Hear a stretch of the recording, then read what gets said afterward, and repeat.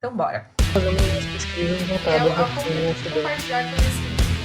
É o amor que eu sinto por Star Wars, sabe? Piano com certo modo de música, de modo geral. Alcione, mas deixa eu louco.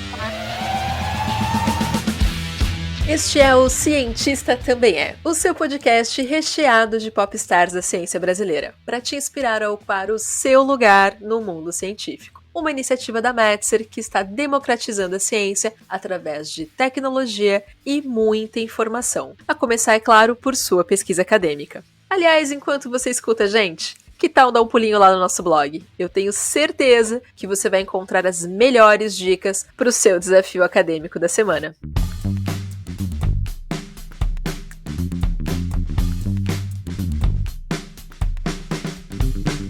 Você já sabe, mas não custa reforçar, eu sou a Dai Breternitz e sempre ando muito bem acompanhada por aqui. E eu sou Everton Martins, e hoje a gente vai ter a honra de falar com a Camila Giugliani. Ela é mãe de 3 filhos, possui graduação em Medicina pela Universidade Federal do Rio Grande do Sul e doutorado em Epidemiologia pela URGS também. É professora do Departamento de Medicina Social da Universidade Federal do Rio Grande do Sul, colaboradora do Programa de Pós-Graduação em Epidemiologia e professora permanente do Programa de Pós-Graduação em Ensino da Saúde da URGS. Desde 2006, trabalha com projetos de cooperação entre Brasil e Angola na área de atenção primária à saúde. Também integra o Movimento pela Saúde dos Povos, o Fórum do Aborto Legal do Rio Grande do Sul e Mulheres na Universidade e na Saúde.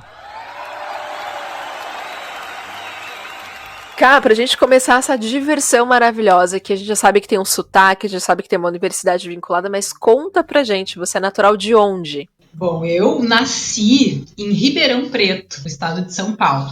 Nasci lá por circunstância, porque meus pais estavam lá fazendo residência, estudando, fazendo mestrado. Eu nasci lá, mas com 2 anos e meio já vim para Porto Alegre e aqui me criei, né? Cresci aqui, já morei em vários lugares, mas aqui é minha cidade, né? Minha casa. Sou gaúcha mesmo.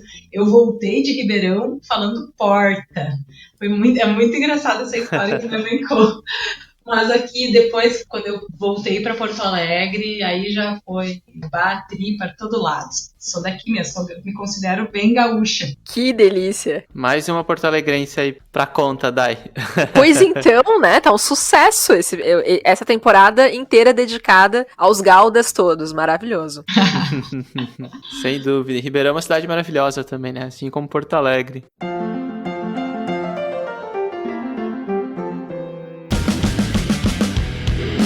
Me diz uma coisa, Camila. Sei que a gente tá em pandemia, né, e pode ter impactado um pouco, mas quais são os seus hobbies e o que eles podem dizer um pouquinho sobre você? Pois é, realmente a pandemia impactou bastante nos meus hobbies. Mas assim, eu gosto muito, Everton, de apreciar manifestações artísticas. Então assim, eu era aquela rata de show, de cinema. É uma coisa que me faz me abrir, né? Me abre nos horizontes e fala um pouco da abertura de espírito, assim, que eu gosto muito de alimentar isso, né? De conhecer, de vibrar com coisas novas, de sair da racionalidade científica mesmo, né?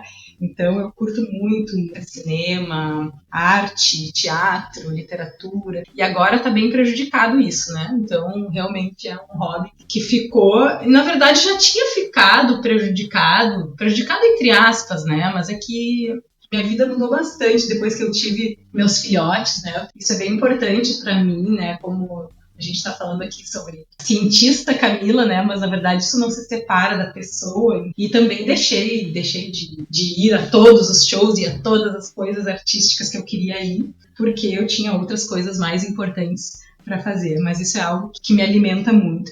E também eu gosto de fazer exercício, de estar na natureza. Então, por exemplo, assim, tu quer ver um hobby, uma coisa que me faz delirar é fazer uma trilha num lugar bonito, num lugar de muita natureza.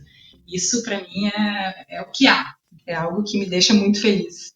E fala muito disso, né? De novo, assim, dessa coisa de é uma energia que é de outra ordem, não é do racional. Então eu gosto de me alimentar dessas coisas mais abstratas, né? Mais do sentido, vivenciar mesmo, né? Eu gosto, por exemplo, de assistir aquele canal Off, que eu acho maravilhoso aquilo de ver o pessoal fazendo esporte em lugares lindos, é um astral maravilhoso aquilo. E é isso, assim, também gosto de viajar, gosto de conhecer lugares novos, culturas diferentes, gosto sempre de aprender, né, de um pouco de relativizar as minhas crenças, a minha cultura. Então, isso é uma coisa, é muito essas coisas de abertura, né, de abertura de coisas novas. É por aí. E vocês pensando que pesquisadora ficava 24 horas no laboratório, de jaleco branco, nem saía para colocar o narizinho para fora, não é mesmo? Olha aí. Nada disso. Não, no meu caso, não é mesmo. Vou confessar para vocês que quando eu recebi o convite, assim, mas eu não sou essa cientista, né, tipo assim, essa cientista estereotipada que tá no laboratório, fazendo, realmente achei até bacana, assim, né, tá aqui conversando com vocês, porque eu acho que eu não pertenço muito a esse estereótipo, e por isso que é legal, né, a gente falar sobre ciência numa perspectiva mais ampla, né, em todas as formas possíveis disso, né. Nossa, com certeza, e eu vou te fazer uma confissão aqui. De todas as pessoas que nós conversamos até hoje, aqui no Cientista Também ninguém correspondeu a esse estereótipo. Maravilhosamente, ninguém correspondeu. Ou seja, temos aí que mudar este paradoxo, né? Pura verdade, pura verdade. Ah, isso aí. Sensacional. E aproveitando que estamos aqui para falar de ciência também, e eu acho que você fez uma fala muito feliz, muito bonita quando se colocou que não é só isso, né? Não me resumo à cientista Camila. Conta um pouquinho pra gente qual que é a sua definição de fazer ciência. Para mim, assim, eu acho que ciência é demonstrar uma ideia que tenha uma fundamentação por trás, né? Que faça sentido. E isso pode ser feito, seja por experimentos ou por observações que a gente vai, né, observar empiricamente, ou juntando fatos, acontecimentos, ideias que já foram reportados e a gente com isso vai sustentar uma outra ideia. Então é por aí, assim. E eu acho, assim, que hoje em dia, pensando sobre essa pergunta, a gente está vivendo um momento de muita complexidade. A gente vem ganhando complexidade no mundo mesmo, né? Cada vez que a gente entende melhor, ou que a gente faz novas descobertas sobre o mundo, sobre como as coisas funcionam, as coisas ficam mais complexas. E aí é que eu acho que a ciência, ela está se tornando e precisa se tornar cada vez mais integrada, né? Os conhecimentos, eles têm que estar integrados de diferentes áreas, os dados de diferentes naturezas. Então, assim, hoje em dia eu vejo cada vez mais relevante a pesquisa que tem métodos mistos, quer dizer, a gente juntar dados que são bem quantitativos, que são bem objetivos, que são bem brutos, bem estatísticos, com dados que são de natureza qualitativa, onde a gente vai poder entender melhor o que as pessoas pensam, como elas vivem, como é que elas se comportam diante de diversas situações. Então, juntar essas técnicas e metodologias diferentes traz uma riqueza muito grande para a pesquisa, ajuda a entender as coisas e ajuda a responder melhor as perguntas que a gente tem hoje em dia, que são mais complexas do que era antigamente, porque a gente está num contexto de maior complexidade. A minha visão de ciência, neste momento, no momento atual, eu vejo com essa complementariedade. E aí também eu entro numa outra coisa que eu acho bem importante, que é a gente pensar na ciência como sendo algo que pode ser socialmente referenciado. O que quer dizer isso? Quer dizer que a ciência, ela pode e deve estar respondendo perguntas que impactam na sociedade, ou que são orientadas pelas necessidades da sociedade. Então, que eu tenho um contexto social e questões trazidas por esse contexto social e que eu vou trazer para a minha pesquisa, para formular as minhas hipóteses e as minhas perguntas de acordo com essas necessidades do contexto social. Né? Então, esse conceito também de pesquisa socialmente referenciada é algo que eu tenho prestado bastante atenção e eu acho que faz muito sentido. Nossa, é fantástico, né? Eu acho que pesquisa com essa visão que você falou de sócio-referenciada vai muito de acordo com uma aplicação de curto prazo ou impactos reais para mudança, né? Assim, a ciência para mudar no curto prazo, assim, né? Exatamente. E foge um pouco daquela disputa de pesquisa de base, pesquisa aplicada, e eu acho que olhar a pesquisa de base também com uma visão de impacto, né? E olhar a pesquisa aplicada também com a visão de impacto, assim. Isso, exatamente, essa questão de integrar, né? Como é que elas se encontram, essas diferentes modalidades de pesquisa, como é que elas se integram e como é que elas fazem sentido na sociedade e vão impactar justamente nas decisões, nas formulações, nas políticas, né? Então é essa a ideia mesmo. Fantástico, fantástico.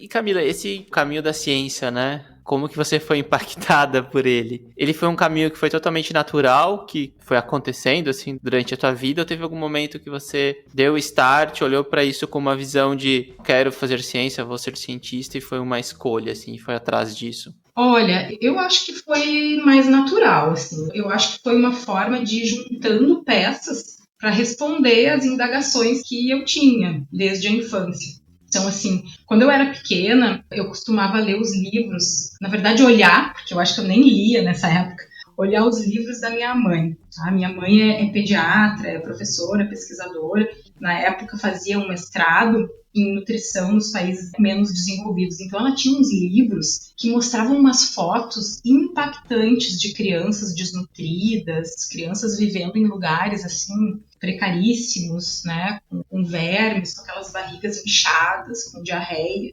Nossa, aquilo assim teve um impacto, me marcou tanto. Eu pegava aqueles livros, eu folheava, eu olhava, todos os dias olhava, e realmente aquilo, sei lá, me deixou assim, meio que me tirou do eixo. Eu me perguntava assim, por que isso acontece, né? E eu fazia 1000 perguntas, por que isso acontece? E fui levando essa pergunta, foi uma coisa que me acompanhou desde então e ganhou permanência, digamos assim, no meu ser.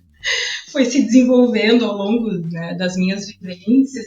E aí eu acho que isso, né, foi gerando em mim meio que sem querer, essa indagação permanente, né, foi me trazendo uma inquietação, né, por que as coisas são assim, o que determina essas desigualdades, mas meio que não foi uma coisa que eu tinha consciência, sabe? Eu tenho consciência disso hoje, olhando retrospectivamente para esse caminho.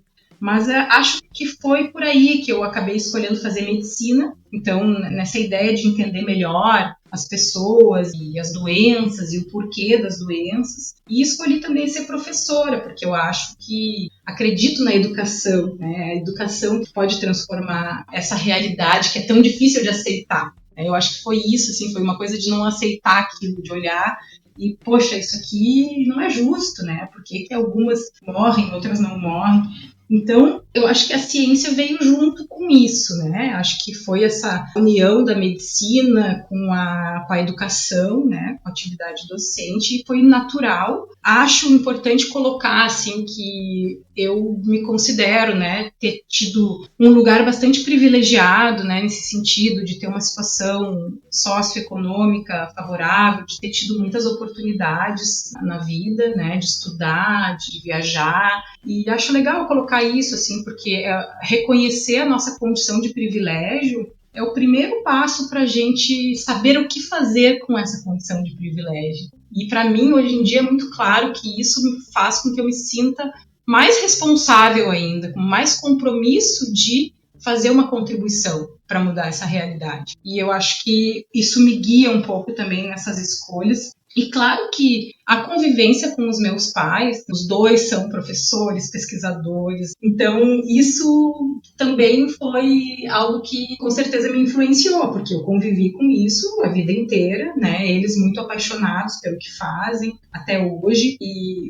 foi um elemento super importante, porque eu vivi e cresci vendo eles, né? Tendo como modelo pessoas que são super engajadas com a profissão, super empolgadas, e assim, super se dedicavam e até hoje se dedicam para os seus trabalhos, né? Então, isso foi meio que eu fui indo nesse fluxo, né? Então, assim, não acho que eu tive grandes obstáculos a superar para fazer essas escolhas ou para seguir esse caminho, sabe? Acho que foi mais natural mesmo. Tu respondes uma pergunta que eu tava aqui já encafifada, tentando entender esse impacto, né? Que ter pais acadêmicos, eu sempre acredito que isso pode gerar um impacto muito grande nas nossas escolhas, na forma que a gente chega, em especial, ao ensino superior, né? Como a gente vai se preparando para esse momento. Então é muito legal saber que teve uma influência gigantesca aí sobre as tuas escolhas e as tuas vivências também dentro dessa jornada, né? Com certeza. Acho que isso reconhecer isso é muito bacana, assim, né? E isso eu acho que não desvaloriza os espaços que eu conquistei, né? Porque a gente eu acho que é legal falar sobre isso, porque eu mesma já passei por isso, né? De ter receio de ficar meio, assim, ofuscada na luz. Os pais, né, que são famosos, e aí a pessoa meio que fica presa àquela expectativa, né, de que seguir o mesmo caminho, mas eu acho que a gente deve realmente aproveitar as oportunidades, as portas que se abrem, e se a gente tiver um propósito, uma coisa sincera, própria da gente, a gente vai achar o nosso espaço específico, assim, né, o nosso de verdade, né, assim, não que é o espaço que é conquistado pela mãe ou pelo pai, mas o meu, né, eu fui conquistando aos poucos o meu espaço, com as coisas que eu acreditava. Então, isso é muito legal, assim. Quem tem pais famosos, acadêmicos, acho que não deve se preocupar, porque não tem problema a gente aproveitar as oportunidades que isso traz, né? Eu acho que essa é a ideia. E a gente vai descobrindo os nossos próprios caminhos. Bem isso. E também, assim, se a gente tirar o vínculo familiar, né? Alguém já nos antecedeu, né? Alguém já abriu espaço para que a gente pudesse estar aqui hoje fazendo as pesquisas que a gente está fazendo. Então, não tem nenhum caminho que ele é traçado, trilhado do zero, né? E acho que é muito do que você colocou de, beleza, tô nesse lugar, tenho acesso a essas informações, o que eu vou fazer com isso, né? E aí, tu fala pra gente um pouco de como isso se tornou uma responsabilidade, né? Para que você pudesse se dedicar mais, fazer mais, ter mais compromisso com essa jornada, com essa caminhada, né? Lindo de ver.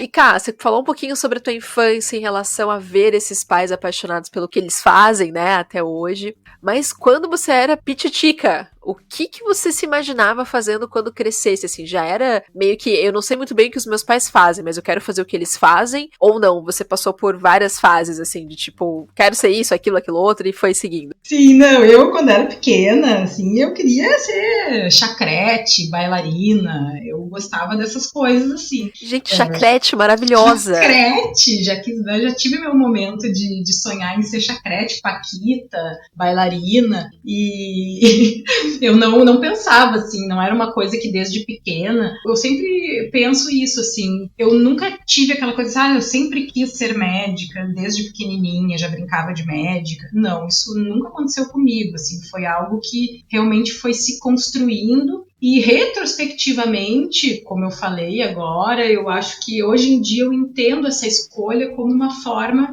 de lidar com essa inquietação, né, do porquê que essas desigualdades existem, né, e como é que a gente pode lidar com isso, responder perguntas e contribuir para mudar essa realidade. Então eu acho que eu fui tomando consciência dessa escolha aos poucos, do que eu busco através da medicina. É muito legal a gente seguir com essas reflexões ao longo da vida, né? Porque as coisas vão fazendo sentido aos poucos, né? Tu vai vivendo uma coisa, tu vai descobrindo o porquê e vão tocando lá no profundo da gente, a gente vai entendendo. Eu realmente demorei bastante tempo para entender e acho que ainda tenho muito a entender sobre as minhas escolhas. Eu acho que foi uma construção, sabe? Maravilhoso e sensacional ouvir isso, que as coisas vão fazendo sentido aos poucos. Então você que está aí nos ouvindo pensando, meu Deus, por que eu decidi estar aqui? Calma. Tudo vai fazer sentido em algum momento. Calma, curte, né? Curte a viagem, vai dar tudo certo no final.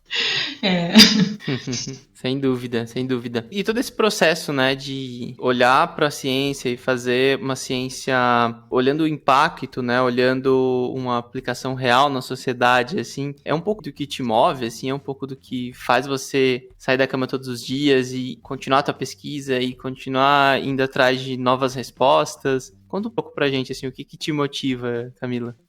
Por aí, Everton. E olha que para sair da cama no inverno porto-alegrense é difícil. A gente, um estado acima de ti já tá vendo que é difícil, imagina como é que não tá aí. Mas é bem isso, assim, sabe? para mim é esse sentido, né? É o encontrar o sentido nas coisas que a gente faz, né? O que eu estou fazendo para contribuir, o meu pequeno papel nessa construção do que eu acredito, né? Precisa acontecer para a gente ter uma sociedade mais harmoniosa, menos violenta, mais solidária. Então, assim, eu resgato e trago para a consciência para estar presente isso, né? Porque às vezes a gente tem isso, mas ele está lá longe ou lá dentro e a gente não acessa. Mas a gente trazer isso, né, para um plano mais concreto, né, de pensar sobre isso de fato, eu acho que ajuda muito, porque a gente pode, por exemplo, pensar que na atuação que a gente tem no dia a dia, seja qualquer coisa que tu faça na tua atuação diária, né, mas também nas minhas relações pessoais, com as pessoas que eu convivo, né, com os meus filhos, com o meu companheiro, com as pessoas familiares, amigos, colegas, alunos, orientandos, os pacientes que eu atendo, que realmente é muito importante assim, a relação que se estabelece aí. Eu acho que é nessas relações que a gente encontra realmente as melhores oportunidades para se sentir satisfeita e grata por aquilo que a gente faz. Então, é muito resgatar isso, assim, mas todos os dias. Cada dia é um dia diferente e é uma nova oportunidade para a gente reforçar essas relações, para a gente reforçar o sentido que as coisas fazem, o propósito que a gente tem. Porque todo mundo tem dias difíceis, né? E tem sofrimento em determinadas coisas que faz, e faz parte. Mas a gente pode trazer isso para o plano mais concreto. E eu costumo fazer isso, assim, é uma coisa dos últimos tempos, dos últimos anos, digamos assim, que eu acho que me faz muito bem, é quando eu acordo, e eu costumo acordar muito cedo, assim, geralmente antes do amanhecer, porque eu gosto de ter um momento sozinha antes dos meus filhos acordarem. Então eu acordo, eu faço uma respiração bem profunda e eu penso exatamente nisso, né? O quanto que eu quero estar verdadeiramente presente nesse dia, conectada com as pessoas com quem eu vou interagir, aprender coisas, e isso me faz acreditar que aquele pode ser um bom dia e que eu vou aprender coisas novas e, quem sabe, contribuir para outras pessoas aprenderem também. Então isso faz a gente pensar, é meio romântico, né? Mas eu acho que é de verdade, assim, acho que é isso que me move. Acreditar que eu posso a cada dia estar sendo uma pessoa um pouquinho melhor e assim ir aprendendo, né? Construindo algo que faça sentido e que tenha uma contribuição social, né? É isso que está por trás. Eu fico sem falas quando as pessoas trazem esse processo de presença pro dia a dia, porque é muito fácil a gente entrar nesse moedorzinho de carne, né? Fazer, na verdade, da nossa vida esse moedorzinho de carne, que você dorme, acorda, e aí você fala, meu Deus, tá tudo passando muito rápido e eu não tô tendo tempo de fazer as minhas escolhas, né? Sobre o que eu quero e o que eu não quero viver. Essa é uma dica valiosa, gente. Você não quer acordar antes do sol nascer? Tudo bem, acorde a hora que você acorde. Mas tire esses 5 minutinhos pra você, porque de fato faz toda a diferença no viver o dia, né, no decorrer do teu dia. Não, e é isso que tu falou, assim, né, a gente, no dia a dia que a gente tem, de corre-corre, a forma como hoje em dia as pessoas vivem, né, de forma bem acelerada e muita informação, a gente entra no piloto automático e faz as coisas sem nem saber porquê, e, né, recebe um monte de informação, manda um monte de mensagem, entra no modo tarefeiro, né, faz tarefa, e a gente se desconecta desse propósito, desse sentido das coisas, né? Então, eu acho que é por aí. Fica a dica pra vocês, e é assim que a gente encerra o nosso primeiro bloco do podcast.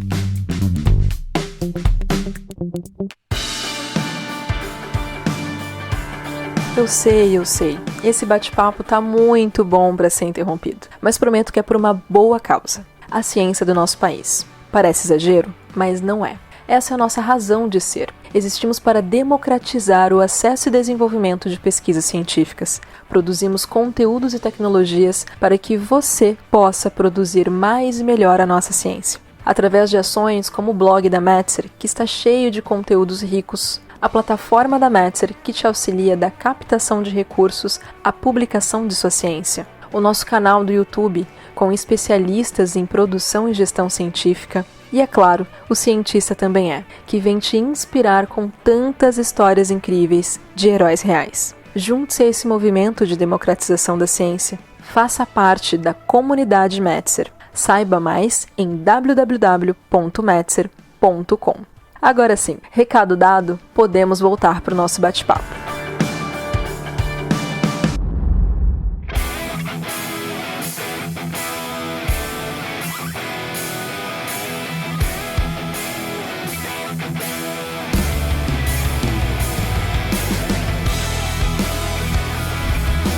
Vamos falar um pouquinho mais de vida acadêmica, porque a gente gosta, porque a gente sabe que tem uma galera que tá ouvindo aí, Camila maravilhosa, e pensando, vai demorar muito pra chegar nesse patamar. Calma, vamos ouvir essa história. Muito amor e carinho. E Camila, conta pra gente, verdadeiro ou falso? Você tinha ou tem um caso de amor com as normas da escrita acadêmica? Acho que é mais pra falso, assim. É mais pra falso, é ótimo. Mais pra falso. Não, é porque assim, eu não morro de amores, né? Mas a escrita acadêmica bem feita, ela pode ser muito prazerosa. Ainda mais se for do assunto que a gente gosta. Então, assim, tu pega um artigo bom, um artigo bem escrito, redondinho, né, fluido, conciso, objetivo, é muito prazeroso, né? Tu chega no final da leitura, tu diz, que bacana isso que eu aprendi. Então, é muito legal, né? Agora, a escrita já é a mais difícil, é um processo mais custoso, mas acho também que pode ser muito prazeroso. A questão é que a gente precisa se dedicar, né? A gente precisa ter tempo e a gente precisa treinar, né, exercitar. Então, isso que a gente estava falando agora, né, do dia a dia super corrido e tal, hoje em dia, a gente praticamente é difícil proteger um tempo para escrever. Então, eu acho que hoje em dia as coisas mudaram muito, né, de como era antigamente. Acho que hoje em dia o nosso maior desafio é proteger o tempo da escrita, o tempo da produção acadêmica. E a gente precisa ter tempo para fazer isso. Então tem esse desafio, né, da gestão do tempo e de como é que hoje em dia a gente poderia ter mais tempo para escrever, dedicar mais tempo para escrever nesse mundo enlouquecido, acelerado que a gente vive. E a outra coisa, que além do tempo, a gente precisa treinar. Então tem gente que tem mais facilidade, tem gente que tem menos facilidade, mas todo mundo precisa exercitar essa escrita, não tem jeito, né? Então a gente tem que seguir uma sequência, né? Tu tem que consolidar aquela sequência da escrita acadêmica, né? De ter uma introdução, uma contextualização, de chegar a um objetivo, desse objetivo tu explicar como é que as coisas foram feitas, né? A metodologia, aí expor teus resultados e depois explicar os teus resultados, problematizar, dialogar esses resultados com conhecimento que já existe e concluir. Então, é uma sequência muito legal de trabalhar, assim, só que exige esforço, exercício, mas eu acho que consolidando isso o processo se torna mais fácil e pode ser bastante prazeroso. Para mim, assim, a questão realmente é a gente poder dedicar um tempo sem pressão para escrever, para produzir. E uma coisa que eu acho que funciona muito, para mim me ajuda muito, só que poucas vezes eu consegui concretizar, é fazer uns retiros, não retiro espiritual, retiro acadêmico. É quase, porque assim, é se isolar do mundo por uns dias, num lugar que tu possa, né? Eu, no caso, eu fui na casa de uns parentes meus na Serra Gaúcha e fiquei, assim, 1-2 semanas. Nossa, assim, é completamente diferente de tu estar no meio do burburinho, no meio do fuzuê. E aí a coisa flui muito bem, né? Assim, tu te concentra, tu consegue ler, estudar, escrever, e dia após dia, sem tantas interferências. E isso vale muito a pena. Mas eu acho maravilhoso que quem tiver a oportunidade, estiver precisando terminar uma tese, uma dissertação, escrever um artigo que não sai nunca, acho que vale a pena pensar nessa alternativa que tiver a possibilidade. Com certeza. E eu vou ter que dizer que estes últimos minutos dessa conversa, para quem estava aí enrolado na própria estrutura do seu trabalho acadêmico, vocês acabaram de ter uma aula de como estruturar o seu trabalho aos pouquinhos. Então, assim, se não pegou, volta um pouquinho e ouve de novo. Porque a chave está todinha aí. Não é no retiro, é lá na estrutura. A gente volta pra estrutura. E o retiro, de fato, eu acho que pra qualquer coisa, né? Quando a gente tá enrolado com alguma situação, parece que a gente tá tão mergulhado no dia a dia, na rotina, nas demandas, que de fato falta espaço pra respirar, pra conseguir sedimentar os conhecimentos que a gente tá acessando. E aí criar o próprio pra daí sim poder construir um texto, construir algo referente à sua própria pesquisa, né? Dica de ouro. Sem dúvida, sem dúvida. Façam retiros. Ai,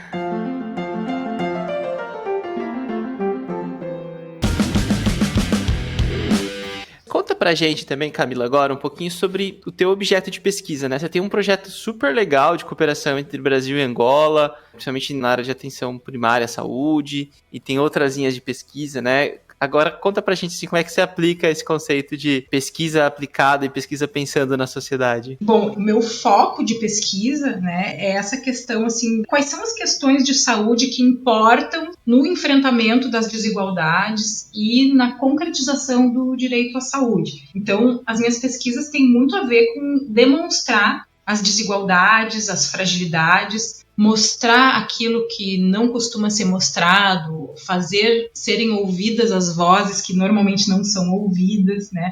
Que eu acho que é isso que vai ajudar a gente a ter maior subsídio científico para avançar nas políticas públicas. Eu tenho muito essa ideia, assim, de contribuir com as políticas públicas. Tem a ver com a ideia da gente ter essas políticas mais embasadas em evidências científicas, na gente ter, assim, o enfrentamento das desigualdades no centro das políticas. Isso não pode ser uma coisa secundária, né? Tem que ser uma coisa central. A gente não pode mais ficar convivendo com esse grau de desigualdade que a gente convive, esse abismo social que a gente vive. Então, para isso, a gente precisa demonstrar que as desigualdades existem e que elas impactam na saúde da população, tem um impacto negativo. Isso já tem bastantes dados, estudos sobre isso. Então, as minhas pesquisas, elas têm esse foco, né? Elas são muito referenciadas no contexto social e no conceito de determinação social da saúde, né? O que é isso? É a gente entender que a nossa saúde é determinada pela nossa situação social, pela nossa cor, pelo nosso gênero, pela nossa escolaridade, pelo lugar onde a gente nasce, onde a gente vive, pelo contexto social, político e econômico que a gente está inserido. Então, por exemplo, um dos temas que eu tenho me dedicado bastante, né? Tu falou a questão da cooperação de Brasil com Angola, isso é uma coisa que realmente me move muito. E eu já tive muito mais envolvida com isso do que eu estou hoje, por uma questão de trajetória, de momento de vida, mas eu tive muito envolvida com isso e desejo muito poder voltar a isso. Eu acredito muito nessa cooperação entre os países, principalmente os países do Sul, né, que são os países que foram colonizados em geral, e que eles podem justamente fazer parcerias para poder avançar nas suas políticas, no seu desenvolvimento, se ajudando entre si. Porque a relação entre os países do Sul, por exemplo, entre Brasil e Angola, é muito diferente do que a relação do Brasil com os Estados Unidos, ou de Angola com a França, com os Estados Unidos. Então, assim, tu estabelece uma outra relação, com mais horizontalidade, com mais parceria, com interesses diferentes. Então, eu acredito muito nisso. Foi por aí que eu desenvolvi toda a minha tese de doutorado, por exemplo, e que eu já trabalhei bastante e depois eu dei uma pausa nisso, porque eu acabei entrando numa outra jornada muito transformadora, que é a jornada da maternidade, né? Daí eu tive 3 filhos e parei de viajar para Angola por um tempo, né? Pretendo um dia voltar, mas então essa questão da cooperação ela acabou ficando um pouco de lado por conta do meu momento de vida. Mas eu ainda acredito muito e já fiz pesquisas, fiz a minha tese de doutorado sobre isso e acredito que é uma forma também da gente avançar nas relações mais solidárias, né? No contexto global. Mas uma das coisas que eu tenho me dedicado bastante atualmente são temas relacionados ao gênero e às desigualdades de gênero, a questão do aborto, por exemplo, que é um grande problema no Brasil, porque no Brasil o aborto é criminalizado. Então, o que acontece? O aborto é uma situação que é extremamente frequente na vida das mulheres, seja legalizado ou não. O problema é que quando ele é proibido,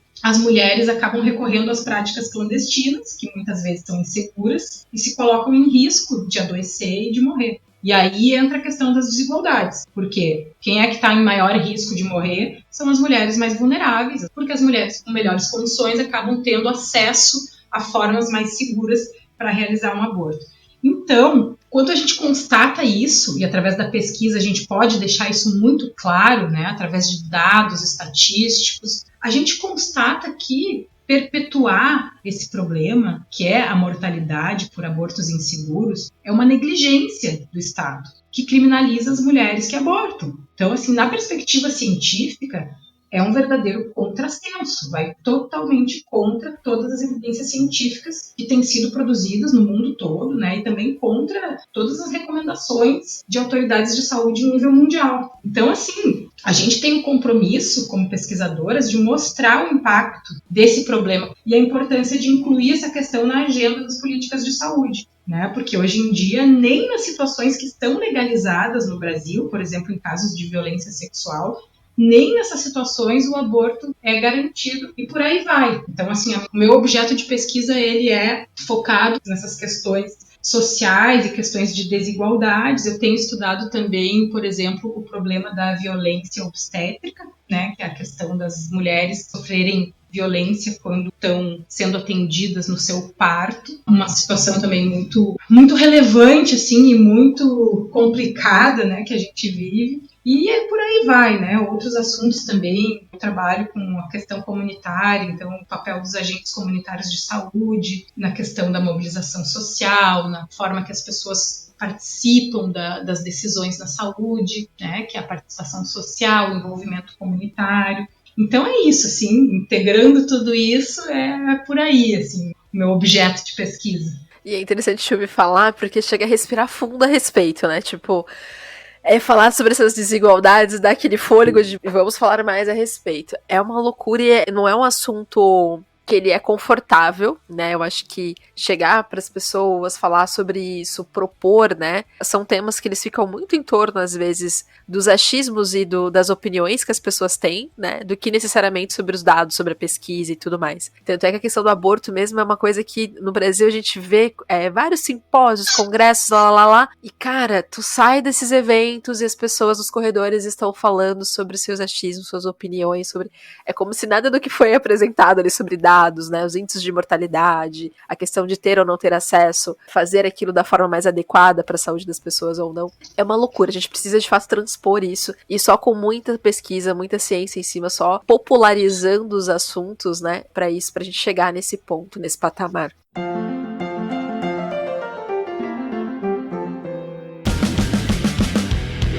E a gente tá aqui ouvindo a Camila falar sobre 1000 coisas, né, toda empoderada de si, etc e tal.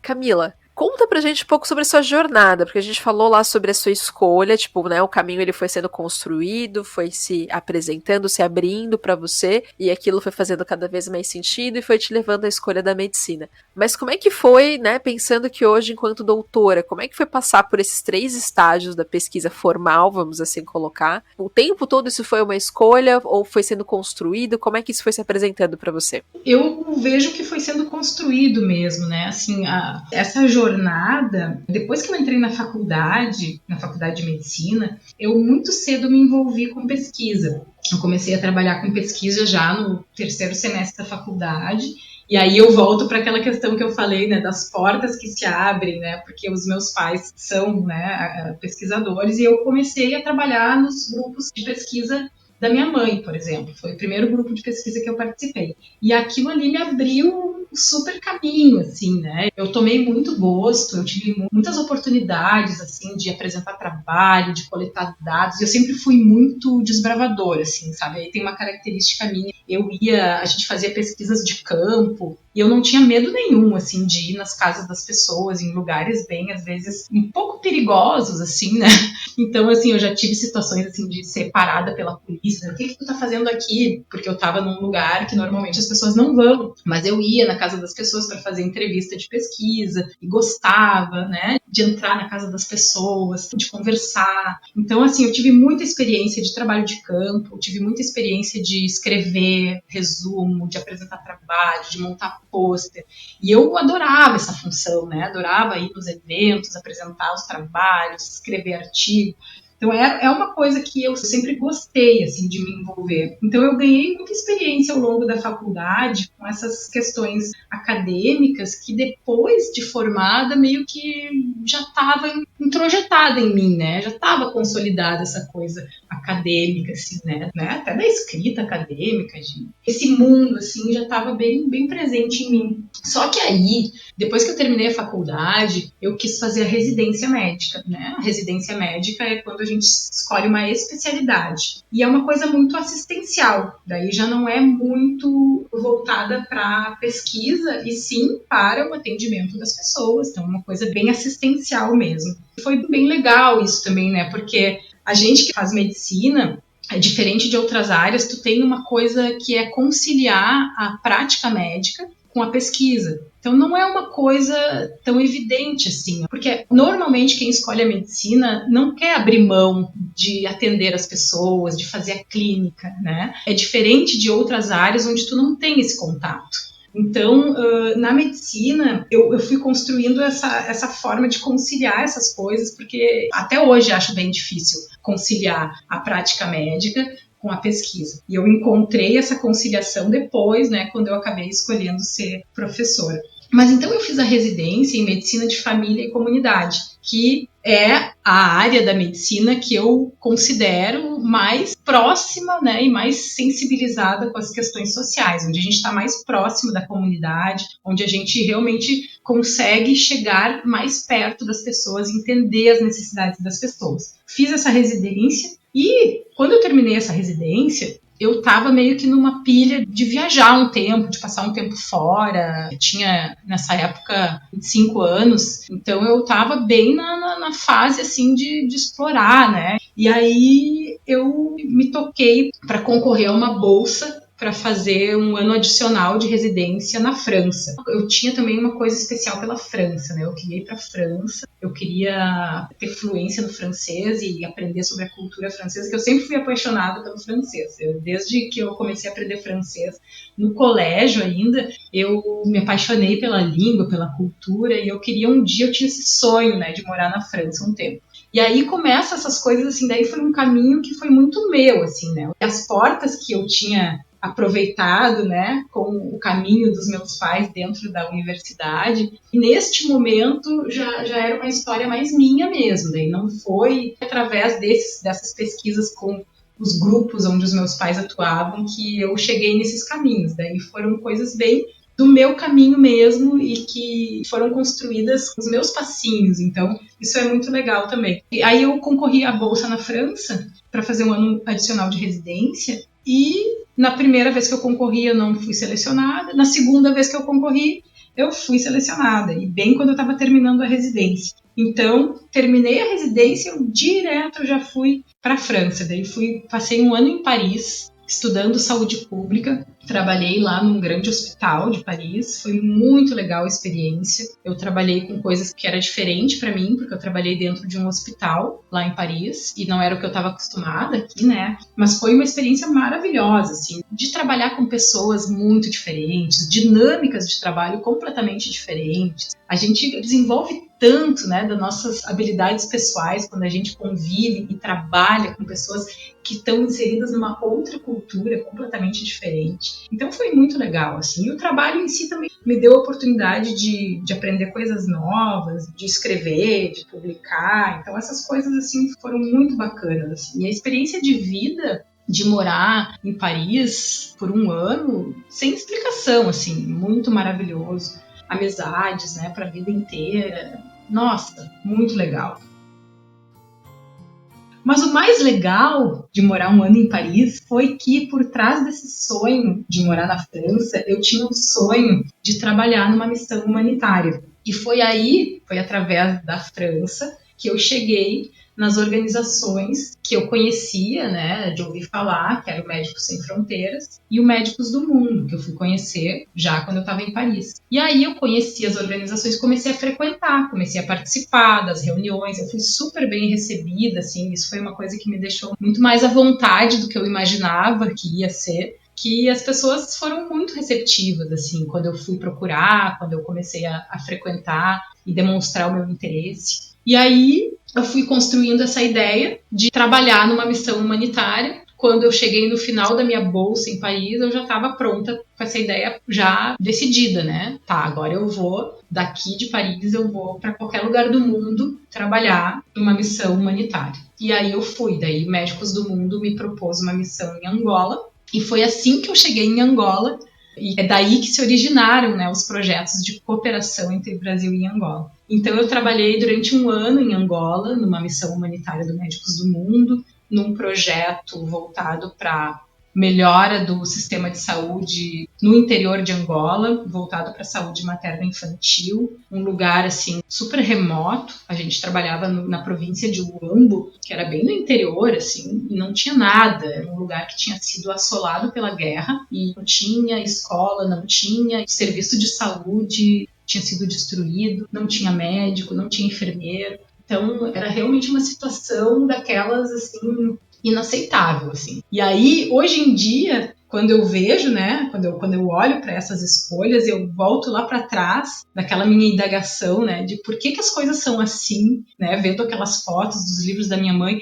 Eu acho que eu fui para lá, para Angola, para encontrar isso e ver, né, estar presente lá, ver com os meus próprios olhos, tocar com as minhas mãos e dizer que não, realmente isso é inaceitável, isso não pode acontecer, isso não é admissível, né, não é humano. Então eu fui para lá, eu acho que para me confrontar realmente com essa realidade, porque mesmo que essa realidade ela seja próxima da gente, né, a gente sabe que aqui no Brasil a gente está também super do lado, né, de situações inadmissíveis, mas a África tem uma questão de raiz, né, a raiz do problema, e a gente entrar dentro disso, né, na questão histórica da colonização, da escravidão, isso eu acho que traz assim um aporte assim e dá mais motivação ainda, né? Dá um motor assim, não, isso realmente é inaceitável.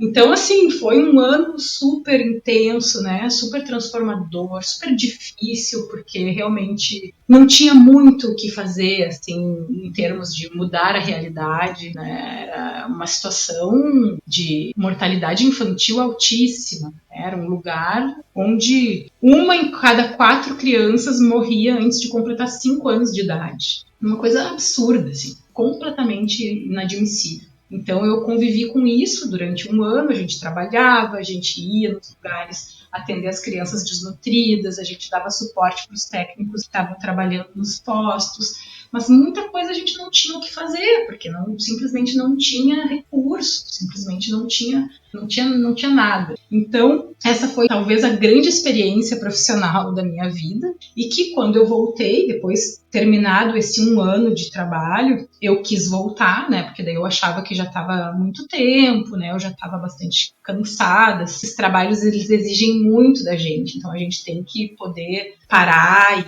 e dar um tempo. Então eu voltei para o Brasil depois de 1 ano, mas eu queria muito desenvolver um trabalho de cooperação, ou algo que me mantivesse vinculada, mantivesse essa relação com Angola e esse compromisso que se criou, né? Eu acho que dessas relações de apoio mútuo entre os países. Então aí eu voltei para o Brasil com a ideia de fazer o meu doutorado direcionado para isso, dedicado a isso. E aí foi o que aconteceu, eu voltei para o Brasil, entrei no doutorado e no meu doutorado eu desenvolvi, junto com várias pessoas, né? Obviamente não fiz isso sozinha, desenvolvemos um projeto de cooperação entre Brasil e Angola, com a ideia de apoiar o desenvolvimento de políticas de saúde em Angola. Então a ideia era a gente, com a experiência do Brasil, que é uma experiência muito legal, assim, muito reconhecida no mundo todo, que é da estratégia saúde da família, dos agentes comunitários de saúde, o que a gente pode contribuir com o desenvolvimento do sistema de saúde de Angola, com essa experiência. Então a gente desenvolveu ao longo de vários anos projeto, os agentes de saúde foram formados em Angola, teve uma série de dificuldades, né, porque a questão política é muito complicada lá em Angola, então muitos processos que poderiam ter acontecido acabaram não acontecendo,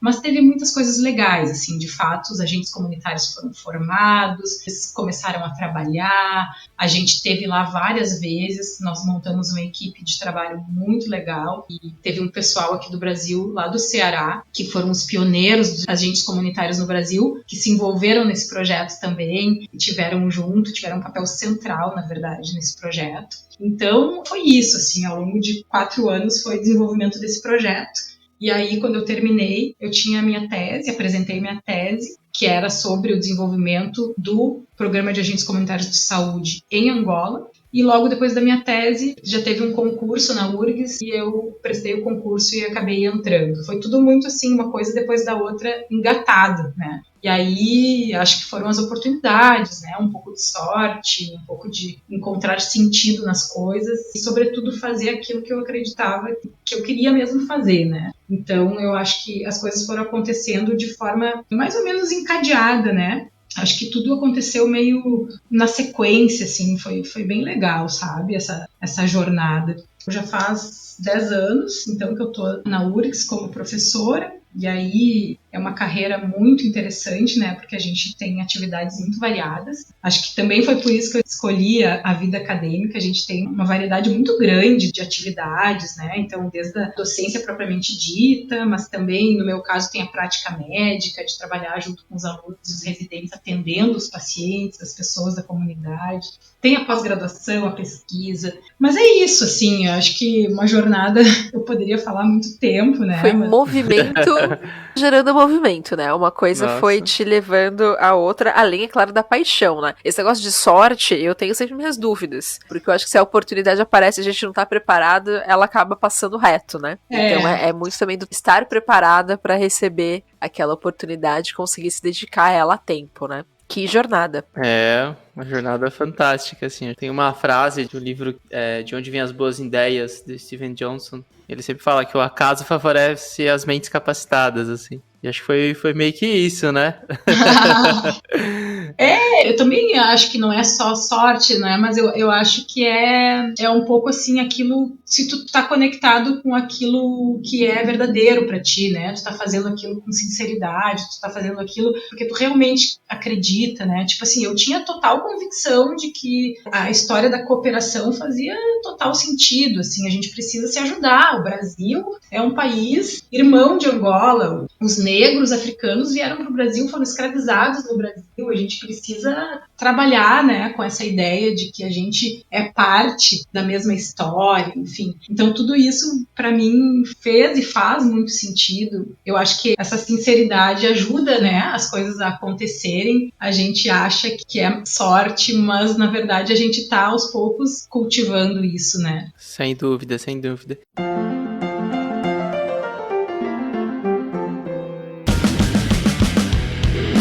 Camila, e qual que é a cereja desse bolo? Tem algum lugar, né, que você espera chegar, que você tá correndo atrás como uma meta, ou tá super feliz, assim, agradecida com a história? Não, eu tô super feliz e agradecida, mas eu sempre tenho, por exemplo, assim, Everton, eu tenho uma ideia de conseguir estruturar melhor um grupo de pesquisa na minha área de pesquisa, que eu acabei não fazendo isso ainda, né? Eu trabalho com 1000 frentes e muita coisa, mas depois de muitos anos, assim, eu penso que já tem condições de estruturar um grupo de pesquisa, né? De ter pessoas, assim, que tenham uma coisa enquadrada, né, com encontros regulares. Eu acabei ficando meio avulsa, entre aspas, porque eu fui buscando um caminho muito diferente, assim, né? Essa história da cooperação com Angola era algo muito singular, assim, da minha trajetória. Não tinha outros colegas que tinham passado pela mesma experiência. As pessoas foram se agregando e aos poucos a gente foi criando grupos, né? Eu acabei, assim, eu não me vinculei aos grupos de pesquisa pré-existentes no programa de pós-graduação onde eu fiz, que seria o caminho mais fácil, né? Eu acabei fazendo coisas diferentes que faziam sentido para mim, que eram verdadeiras para mim, mas que foi mais difícil nesse sentido, né? De estruturar algo que é reconhecido como tal, enquadrado como tal, né? Até para as questões de financiamento de pesquisa, né? Então, esse tipo de coisa eu estou começando a achar que eu tenho condições de fazer agora, depois de muito tempo, né? Então, daqui a pouco. Então, essa é uma ideia que eu tenho. E uma outra ideia que eu tenho é de tendo mais tempo para escrever, para estudar. Eu penso em daqui a pouco passar um tempo no exterior. Eu acho que é uma coisa que a gente tem a possibilidade na vida acadêmica de fazer. E aí aquela ideia de ter tempo protegido para fazer coisas que a gente quer fazer e não tem tempo no dia a dia, né? E além de aprender coisas novas, fazer novas colaborações. Então isso são coisas que eu considero, assim, cereja do bolo nessa trajetória. Mas eu tô super feliz, assim, acho que não tenho, assim, grandes ambições, sabe? Além disso, acho que tá super legal. feliz com as conquistas. Isso é sensacional, sensacional. E antes da gente ir para a parte dos ídolos, que é uma parte que eu adoro, eu queria entender um pouquinho como foi para você. A gente tem alguns relatos de pesquisadores e pesquisadoras que falam sobre esse processo da maternidade, né? Como é passar por essa jornada e dar conta do processo de pesquisa, continuar, né, com o seu avatar de pesquisadora e experimentando, conhecendo esse novo universo da maternidade. Como que foi pra você, assim, conseguir equilibrar esses pratinhos aí que são super intensos? Isso aí é realmente algo muito desafiador. Eu achava que a minha vida não ia mudar tanto se eu tivesse filhos, né? Eu tinha um pouco essa crença, mas de fato a vida com filhos ela é completamente diferente, assim, muda bastante. E eu tive muita dificuldade de conciliar tudo, né? Até hoje tenho, acho que é um grande desafio conciliar a maternidade, o cuidado com os filhos, o tempo que é necessário para criar os filhos, né? Para ter que a gente precisa, né, para passar junto, e já me causou muito sofrimento este desafio de conciliação, né, mas eu acho que ajuda muito também a gente a amadurecer. Com esse desafio a gente aprende a priorizar as coisas, né? A gente aprende também a levar com mais leveza as pressões que a gente recebe, a botar as coisas nos seus verdadeiros lugares, né? Digamos assim. Então, eu ainda isso é um processo, né, permanente que a gente vai aprendendo. E isso hoje em dia ainda é um desafio para mim, acho que sempre vai ser, mas é algo maravilhoso, assim. Eu acho que, para mim, depois ou antes da experiência em Angola, né, que foi o que eu falei que foi a experiência profissional mais transformadora da minha vida, a experiência da maternidade é a mais transformadora como um todo. Não só da vida profissional, mas da vida em geral. É difícil a questão de conciliar os tempos, né, de responder às demandas. Então, uma coisa que eu tive que fazer, por exemplo, recentemente, eu cortei os compromissos noturnos em finais de semana de trabalho. Então, atualmente eu explico para as pessoas, olha, final de semana, de noite, eu não marco compromisso, porque senão a gente não consegue ter uma vida minimamente equilibrada, né? Então é isso, assim, mas eu acho que hoje em dia existe todo um movimento de maternidade na ciência que é bem legal, assim, que traz à tona esses desafios, que coloca em evidência, que reafirma esse lugar das mães no mundo da ciência e no mundo profissional, e que tem muitas conquistas. Então, hoje em dia, por exemplo, tu coloca lá no teu currículo Lattes que tu teve tantas licenças maternidade, né? Que tu teve tantos filhos. E isso vai ser visto, né, na hora de um auxílio, na hora de concorrer a uma bolsa. Isso vai ser visto, vai ser considerado, vai ser valorizado. E muitas outras conquistas que estão acontecendo. Então, eu acho que é super importante a gente ir atrás dos nossos sonhos, né? E de se quer ser mãe,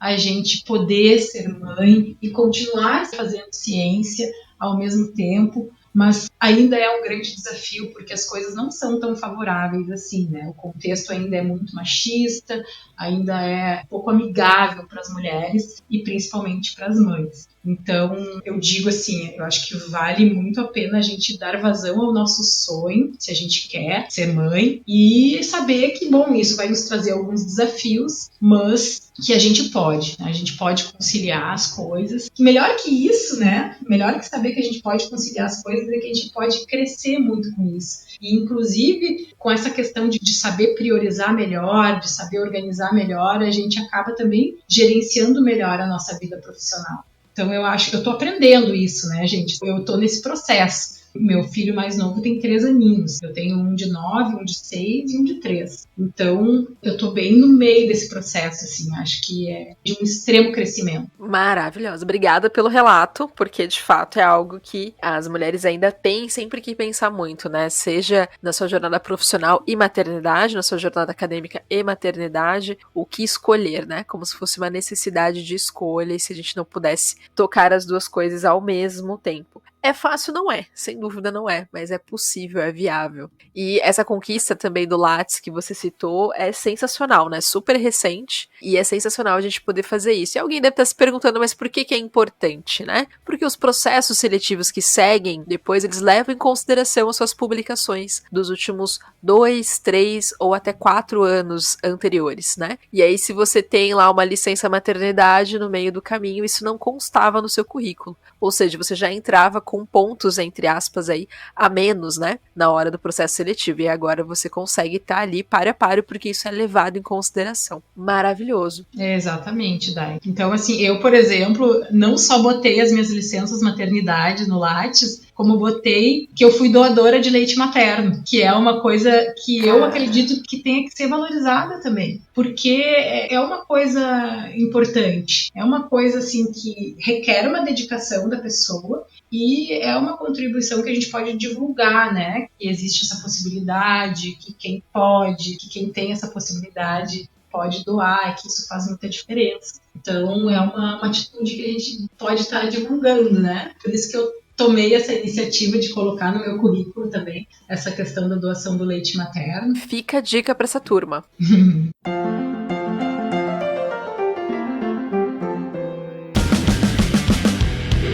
Camila, muita gente que escuta a gente aqui do Cientista também é uma galerinha que tá lá no ensino fundamental ainda, desculpa, ensino médio, tá no início, assim, naquele processo de escolha de faculdade, ou tá no início do curso, tá ali no primeiro ano, segundo ano, sabe? Aquele ano que todo mundo pensa em desistir e sempre tá, sei lá, refletindo sobre esse processo da jornada acadêmica, da jornada científica, né? Você pode trazer pra gente, talvez, uma dica pra quem tá passando por esse processo de decisão?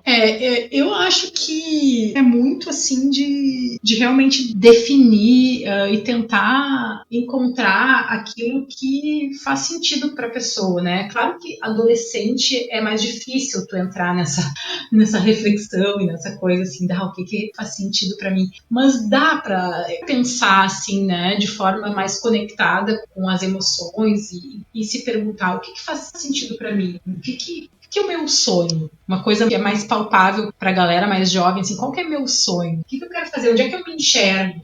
Então, o que me move? O que me dá um tesão, assim, de fazer? Né? O que mexe comigo? O que me dá alegria? Então, eu acho que essas coisas, elas têm que estar no centro da escolha, né? Lembrar desse propósito, né? O que me move? O que eu gosto de fazer? E aonde que eu quero estar? Porque é isso que vai guiando a caminhada da gente, né? Então, eu acho que para a galera que tá, né, pensando assim, passando às vezes por uns perrengues, acho que tem que pensar um pouco, se voltar para essas perguntas mais existenciais, assim, até, né, mas que são verdadeiras, né? Que são assim, o que eu sinto que eu quero fazer, o que eu sonho em fazer, o que me causa movimento, né? Então, essa é uma coisa que talvez seja menos palpável, assim, mas é que eu acho que tem que acontecer, assim, a gente tem que abrir espaço para esse tipo de pergunta. E uma coisa que eu acho super importante também para as pessoas que estão começando é a gente participar de coisas coletivas, não perder a oportunidade de ampliar horizontes, participar de grupos, conversas com pessoas, congressos, eventos, viagens, para quem já está, né, começando, por exemplo, numa graduação. É nesses momentos que a gente vai se ampliando, que a gente vai conhecendo possibilidades, pessoas. É isso que vai nos empolgando, né? As coisas vão começando a brilhar, né? E a gente tem que ter esse brilho, a gente tem que achar esse brilho, né? Sem esse brilho, as coisas começam a ficar mais difíceis, porque invariavelmente tu vai encontrar dificuldades na tua trajetória acadêmica, seja pelas disciplinas, seja por, né, tá difícil de escrever a tese, né? Então, assim, isso faz parte, né? Às vezes a gente se bloqueia, mas a gente não pode deixar de encontrar esses espaços de abertura, de ampliação, né? Vai ficar bitolado demais, às vezes, assim, tem essa tendência, mas a gente tem que se ligar, porque normalmente isso não é legal, né? Então, o que nos faz sobreviver de forma saudável, né, nesse processo todo é justamente o processo de ampliação. E aí entra de novo a questão das relações, né? É assim, as relações que tu estabelece em todo o processo, né, seja lá no ensino médio, na graduação, as pessoas que tu vai encontrando, que vão te inspirando, que tu vai criando amizade, que tu tem admiração, essa é a coisa mais maravilhosa da jornada toda. Isso aí, realmente, ninguém te tira, essas relações que tu cultiva e que tu conquista durante a trajetória, né?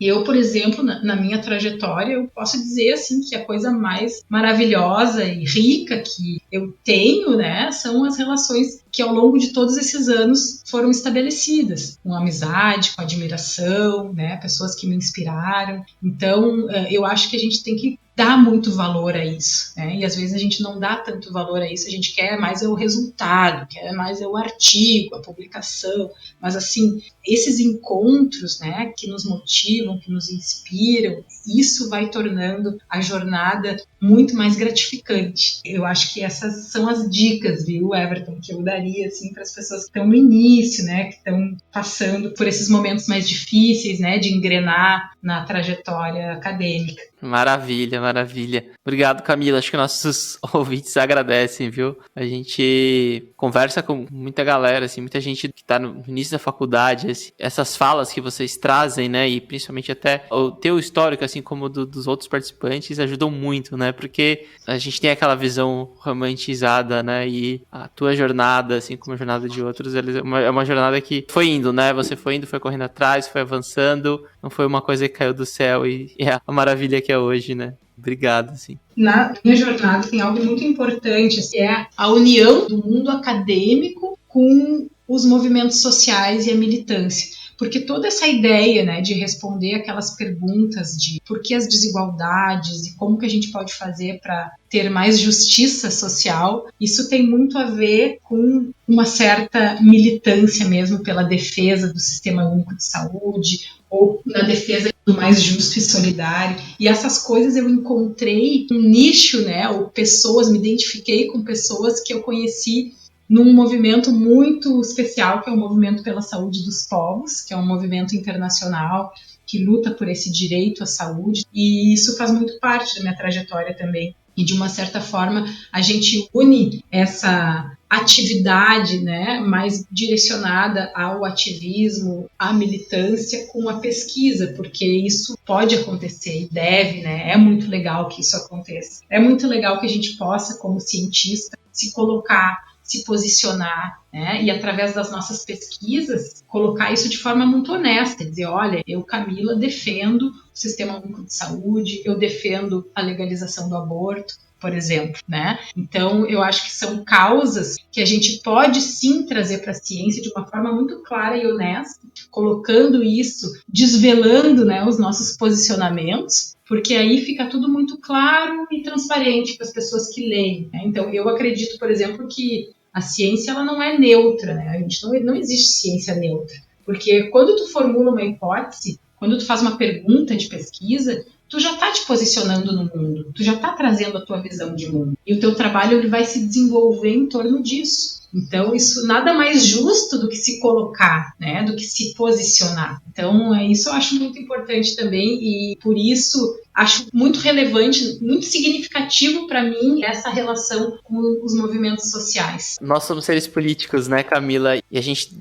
tem que carregar conosco as bandeiras e as coisas que a gente acredita, né? E você, como uma pessoa da área da saúde, faz total sentido apoiar e puxar esses movimentos, né? Eu acho que é super importante que a gente tenha pessoas de dentro da ciência, faça essas reflexões que impactam e que melhorem o mundo, né? De certa forma, assim. A gente não entende, não tem uma percepção real de como impactam as pequenas ações ou as ações e pesquisas que a gente faz, né? E acho que a tua, como você trouxe nessa jornada e no processo de militância também, acho que é fantástico, assim. Acho que a gente precisa de mais pessoas como você, assim.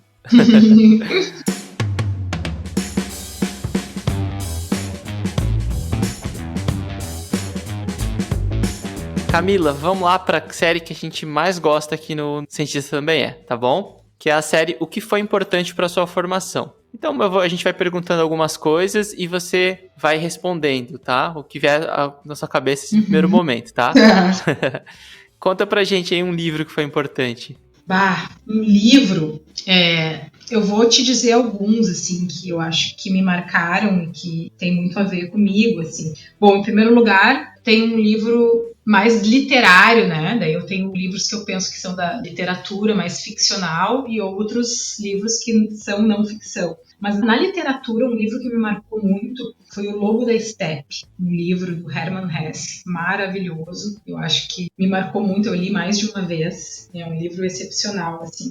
Agora, da não ficção, o primeiro livro que eu lembro, assim, que eu posso dizer que mexeu muito comigo, é um livro do David Sanders. É um ídolo para mim, que infelizmente faleceu no ano passado, mas um médico, militante, pesquisador, professor da África do Sul, que me inspirou muito, assim, foi ele que me mostrou, através desse livro, que se chama The Struggle for Health, que é A Luta pela Saúde. Esse livro é sobre o processo de determinação social da saúde. Nesse livro ele vai mostrando com dados e com toda uma narrativa o quanto que as questões de saúde elas são influenciadas pela situação social, política, econômica que a gente vive. Então, para mim, esse livro me abriu, assim, sabe quando o negócio cai a ficha, assim, tá, é isso, né? Nossa, fantástico. Fantástico. Sim, e daí esse livro eu li um pouquinho antes de eu ir para Angola. Então, assim, realmente foi aquilo ali, né? E aí tem outros 2 livros que eu gostaria de compartilhar com vocês, um livro que me abriu também o mundo da questão da educação, que é A Pedagogia da Autonomia, do Paulo Freire, que é um livro que eu acho que todo mundo deveria ler, porque ele é para a vida, assim, ele é um livro maravilhoso. E um outro livro que me abriu assim, muito para a questão de entender as origens do racismo é um livro da Grada Quilomba, chamado Plantation Memories, Memórias da Plantação, Episódios de Racismo Cotidiano. Esse livro é sensacional, assim, um livro, uma leitura bastante fácil de ler. Assim. E para mim, assim, eu li esse livro também uma das vezes que eu fui para Angola e foi, assim, me chacoalhou, assim, me sacudiu nessa questão, assim, de pensar o racismo estrutural. Então, acho que é isso, assim, Eu pedi 1, você me deu 4, tá ótimo. E todos os livros muito conectados, né, com o que você trouxe desde a sua jornada e um comentário sobre esse livro do Plantations, né, como a gente começa a observar o mundo de forma diferente quando tem uma visão mais clara, né, das origens, nesse caso do racismo, e a gente realmente entende o que é o racismo estrutural, que é tão debatido, e como é que ele acontece e por que ele é real, né, nossa. E é legal, assim, que quando tu fala, por exemplo, eu falando do impacto que esses livros tiveram em mim, aí tu pensa assim, a importância da gente se dedicar para escrever, né, nas nossas pesquisas, porque pode ter um impacto em outras pessoas também, e isso vai, né, isso vai indo, né, é todo um processo dinâmico de construção do conhecimento que é permanente, contínuo. Então, isso eu acho que é um estímulo para a gente, que é da área da pesquisa, da gente saber, da gente sentir realmente o quanto que essas produções podem ter um impacto nas pessoas. Sem dúvida, sem dúvida. Camila, indica pra gente agora, ou fala pra gente aí um filme, um seriado ou um documentário que foram super importantes pra você. Então, tem um filme que marcou muito a minha infância e que essa questão, né, das desigualdades, da violência, do racismo, que é A Cor Púrpura, do Spielberg, um filme dos anos 80. E é interessante, assim, porque esse filme, eu não tenho nenhum registro bem do enredo do filme, porque eu era muito pequena, assim, quando eu vi o filme, mas eu tenho o registro do impacto que teve em mim, né? O estado de choque que eu fiquei quando eu vi aquele filme, e vai muito ao encontro daquelas figuras lá dos livros da minha mãe, né? Das crianças doentes e tal. Eu acho que são coisas que impactam e que tu diz assim, não, isto não é aceitável, isso não está errado. E tu é criança, tu sente as coisas de forma muito visceral, né? Muito instintiva. Então é aquilo, assim, era o sentimento assim, não, isso está errado, isso não pode ser assim, não pode acontecer. E foi isso que eu senti quando eu vi esse filme, A Cor Púrpura. Então, recomendo esse filme. Quero muito rever esse filme, porque ele é muito significativo. The Color Purple. An American story for the whole world. It's about life. It's about love. It's about us. You will always remember, Mr. Suge. E tem um outro, Everton, que é um filme que marcou muito pra mim, mas daí é numa pilha diferente, assim, que é um filme chamado Os Amantes do Círculo Polar. É um filme de um cineasta espanhol chamado Julio Medem. E esse filme, ele é tão lindo, tão lindo. Ele fala das coincidências da vida, dos encontros e desencontros. E ele tem umas cenas que se passam lá na Lapônia, no Círculo Polar mesmo, no sol da meia-noite, que é uma coisa incrível, assim, a beleza e é uma coisa, assim, maravilhosa. E esse filme foi tão impactante para mim, assim, eu fiquei tão encantada com esse filme, com o Sol da Meia-Noite, que um pouco depois disso eu tive a oportunidade de ir para a Europa, que eu ganhei uma passagem lá para ir para a Europa, e eu acabei indo para a Lapônia para conhecer o Sol da Meia-Noite por causa desse filme. Foi uma coisa, assim, maravilhosa, assim, a descoberta, né, disso, a questão, a natureza, a imponência da natureza, né, dos fenômenos da natureza, que se impõe também nos fenômenos da vida, né, nos encontros, nas circunstâncias. É bom que as vidas tenham vários ciclos, mas a minha vida só deu uma volta uma vez, mas não foi completa. Falta o mais importante. Escrevi tantas vezes seu nome dentro, e aqui, agora mesmo, não posso terminar nada. Estou sozinho. Fantástico. Nossa. Fantástico, muito bom. Camila, indica pra gente agora, indica não, conta pra gente, né, qual que é a trilha sonora aí que embala as tuas pesquisas? Olha, assim, ó, eu sou uma pessoa super eclética na música e gosto muito de música. A minha trilha sonora vai desde música clássica até a Sepultura, que eu acho maravilhoso. E atualmente a minha trilha sonora é muito as playlists dos meus filhos, que eles estão escutando muita música, assim. E eles escutam heavy metal, principalmente, que é a curadoria do meu companheiro, que é muito boa, por sinal. Então, os guris aqui, essa semana, os guris estão escutando Black Sabbath, Sepultura, Red Hot Chili Peppers. Então, assim, é isso aí que tá me embalando ultimamente. Mas, na verdade, eu gosto de tudo, assim, de tudo não. Eu gosto de quase tudo e sou muito ligada à música. A música mexe muito comigo. Eu gosto muito de escutar rádio, porque eu gosto da pilha, assim, da surpresa, de não saber que música que vai rolar depois, assim. Eu gosto de ficar escutando e curtindo a surpresa da próxima música, sem saber qual é, sabe? Então, eu adoro escutar rádio. Escuto a FM Cultura aqui em Porto Alegre, que é uma rádio bem legal, uma rádio pública, que é legal incentivar também, né? Eu gosto disso, mas assim, Everton, a música da minha vida, se tu quer saber, é uma música chamada All Along the Watchtower. Aqui é a veia do rock é assim, é muito forte. E tem uma coisa assim, eu acho que a minha ligação com a música, e fazendo um link com a questão da pesquisa, da ciência, a minha ligação com a música também tem uma coisa muito da mensagem, assim, né? Tanto que os gêneros que eu mais curto, que é o rock e o rap, são gêneros que trazem muito protesto, né? Aquela mensagem, assim, né, de que é preciso enfrentar, de que é preciso mudar. Então, eu acho que a minha energia musical tem muito a ver com isso, assim. Eu gosto muito. Se tem um som que mexe comigo, é os Racionais, por exemplo. É o Chico Science. Esses caras, assim, né, que trazem essa mensagem forte, esse soco no estômago. Eu acho que isso aí, a gente precisa disso. Música pra pensar, né? Chico Science, Nação Zumbi, nossa. Maravilhoso. E aí, conta pra gente também, qual que é a sua comida favorita no mundo? Eu gosto de tudo que é comida, assim, mas eu vou te dizer que, pra mim, nada melhor do que uma boa pizza e nada mais fantástico do que um bom pão com manteiga. Adoro, isso é fantástico. Fantástico. E comer essa pizza, né? Em qual lugar do mundo, assim? Qual é o lugar preferido pra comer essa pizza? Não importa, qualquer lugar.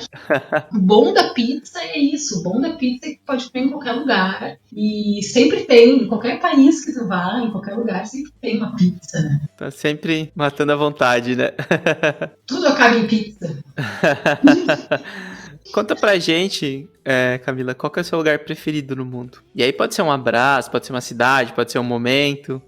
Hoje em dia eu valorizo muito, eu acho que eu escolheria um lugar de paz, né? Um lugar silencioso, um lugar com muita natureza, porque hoje em dia eu vivo num dia a dia tão barulhento, assim, tão caótico, né, assim, com muita coisa e com as crianças, assim, que são maravilhosas, mas que são super barulhentas.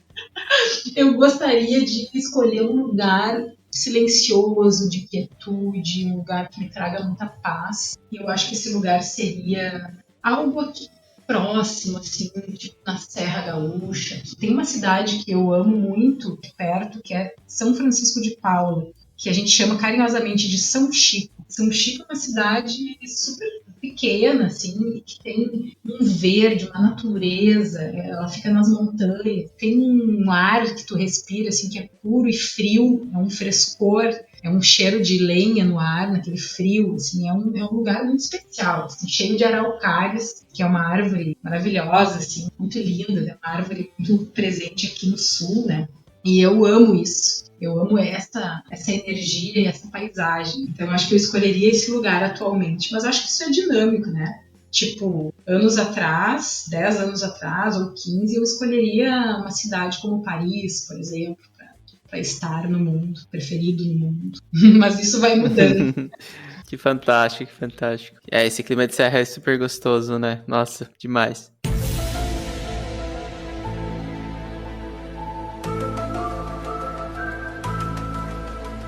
Camila, agora a gente vai pra pergunta polêmica. Qual é a anticiência, pseudociência, teoria da conspiração mais absurda que você já ouviu? Eu não sei se é meio batido, tá? Mas não importa, assim. Eu acho que a coisa que mais me impressionou ultimamente nesse sentido foi esse negócio da cloroquina. Isso foi uma coisa inacreditável que aconteceu. Assim, foi um movimento vergonhoso de anticiência, porque se promoveu e se vem promovendo um tratamento que não tem nenhuma evidência de benefício comprovado e que está mobilizando as pessoas e mobilizando recursos de uma forma vergonhosa, que realmente não tem base e apoie uma decisão política, por exemplo. Então, aqui em Porto Alegre, o que a gente teve? A gente teve, por exemplo, a prefeitura comprando milhares, né, gastando milhares de dinheiro público, comprando essas medicações, né, cloroquina, ivermectina, para disponibilizar nos postos de saúde pelo SUS. Então, assim, gastando dinheiro público por uma coisa que não tem comprovação e que, inclusive, pode ser prejudicial para as pessoas. E aí a vergonha, 2 semanas depois, teve que retirar tudo porque foi proibido, porque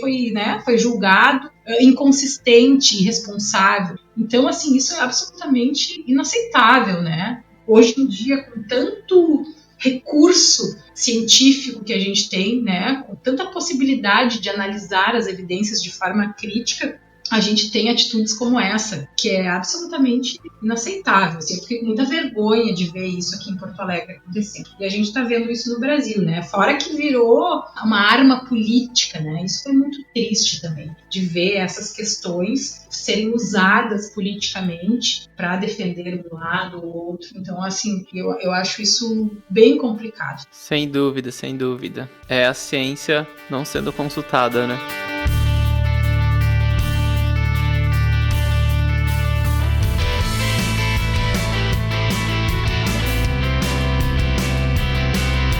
Camila, assim, eu virei fã de você nessa conversa, achei fantástica. A gente poderia ficar aqui mais horas e horas conversando. E pra quem virou fã também, né, e quer dar aquela stalkeada, conversar com você, tem algum canal, tem algum @, onde que as pessoas podem te encontrar? Pois é, eu não sou muito assídua das redes sociais. Eu acho que a forma melhor me mandar um e-mail, porque eu sei que eu respondo, eu não deixo de responder um e-mail, gente. Assim, qualquer pessoa que quiser entrar em contato comigo, pode ter certeza que eu vou responder o e-mail. Então eu diria que pode me mandar um e-mail. Boa, a gente vai deixar também aqui na descrição do episódio o link do teu Lattes para quem quiser encontrar. Acho que lá também deve ter o e-mail, né? Ou uma forma de contato. Pode ser. Mas uma coisa que é legal, Everton, de divulgar aqui no final é que tem página do Fórum Aborto Legal do Rio Grande do Sul. tem uma página, tem um Instagram, e é legal o pessoal olhar, acompanhar quem tiver interesse nesse tema. A gente tem também a página do Movimento pela Saúde dos Povos. Então, esses canais também são legais, né? Não são canais pessoais, eu acho que o canal pessoal melhor mesmo é o e-mail, mas esses canais de projetos, né, de movimentos também é legal para o pessoal que tiver interesse ir lá dar uma olhada. Fantástico, fantástico. A gente vai deixar todos esses canais aqui na descrição do episódio, para quem está nos ouvindo poder acompanhar e conhecer melhor os projetos que você participa. Legal? Beleza. E, gente, é nesse clima gostoso que a gente vai se despedir de mais um Cientista Também É. Camila, foi um prazer conversar com você hoje, conhecer a tua jornada, conhecer a tua história e poder inspirar mais gente. E nós aqui da Metzer, através do Cientista Também É, também queremos continuar proporcionando esses bate-papos deliciosos e construtivos. Por isso, comente, compartilhe e indique. Se você tem alguma pessoa de ciência incrível e quer ver ela aqui, marque ela nas postagens, manda um e-mail pra gente, vai que ela aceita, né? Enquanto isso, você também pode seguir a gente lá nos nossos canais de redes sociais, no nosso canal do YouTube, ou entrar lá no blog da Metzer e acompanhar nossos conteúdos. Então, até o próximo episódio. Um abraço. Tchau, tchau.